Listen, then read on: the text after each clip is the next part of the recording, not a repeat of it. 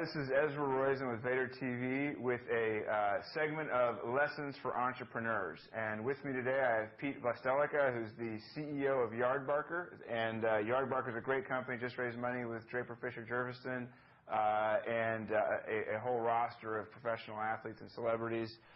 Pete, you've now gotten to a place where this is a company that's well off the launch pad and on a pretty steep trajectory. Are there lessons you have for folks who would love to be where you are right now in an interview with me talking about their successes? I can give you the address here. Yeah. You just show up, and that's what I did. Because you see the same people on the way up. Yeah, no, the couch is pretty comfortable. Yeah, for sure. So what is it that you think would be a few things that folks coming up the entrepreneurial ranks should know and should be thinking about when they're doing their entrepreneurial stuff? I guess there are a few, a few screw-ups and a few, lessons we pulled away from the screw-ups. I mean, and then some things I think we did right. Maybe I should start there. So our philosophy has always been to spend as little money as possible, to prove as much as possible, and to go as long as possible. Right. And that becomes especially relevant when you're spending somebody else's money. Right. And so in our case, we bootstrapped the company for the first 12 months, paid ourselves nothing, and raised a little bit of money from some friends and family to supplement our credit card bills, which it's a common story in entrepreneurship, but for us it worked very well because by the time we'd gotten to the point where we were ready to bring in outside investors who weren't our friends, the model that we were out there pitching was completely different from what we started right. with. And so we felt just that much more, and it's changed since then. But we felt that much more. That made us that much more confident that we had something that could actually, give them a return on their investment, which ultimately I think is what they're looking.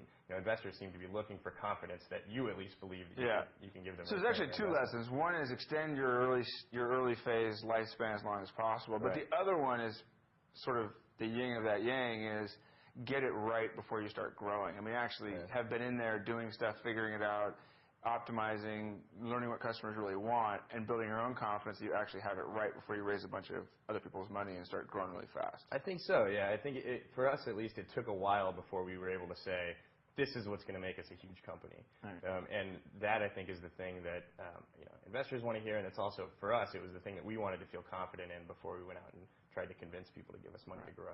What are there any other top of mind things for the entrepreneur should be thinking about? What are some ones that maybe aren't so motherhood and apple pie? Any things you say, oh man, I'll never do that again? Honestly, if I could go back, I would have focused on how to make money even earlier. Right.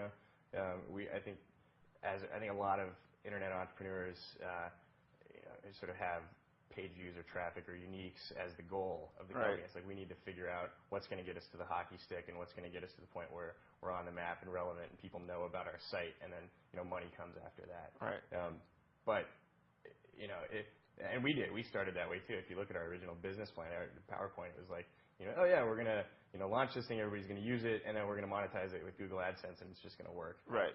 But it took us a lot longer to iterate toward our business model than I think we expected. And I think in the same way that you need to iterate toward a user acquisition model to figure out what's going to cause the growth curve to really start to be interesting, it takes time to figure out what your business model is. Particularly for new media companies. For new media companies that need to establish some, if your business is advertising, you need to figure out what exactly it is that makes you unique to people that are spending money in the advertising world. And we waited too long to do that. And it's just simply hard until you're at a pretty good size to even get on advertisers' radar, people underestimate how difficult it is to break through the crowd and actually be on people's radar. But that's the point. It's difficult to break through the crowd, and so you can't assume that you're going to break through the crowd. Right. You need to assume that you're not, and then figure out what's going to support the business in case it doesn't happen. Cool. Anything else to add for the lessons learned for the Vader audience? Spend as little in rent as possible. That's a good call. In fact, if you can get it for free, try and bum it for free. Get it for free. Yeah, cool. All right, listen, this is with Pete Vlastelica, who's the CEO of Yardbarker, a company that's just now on its own hockey stick, and we appreciate him coming on Vader TV. I'm Ezra Roizen with Vader TV. Thanks for tuning in.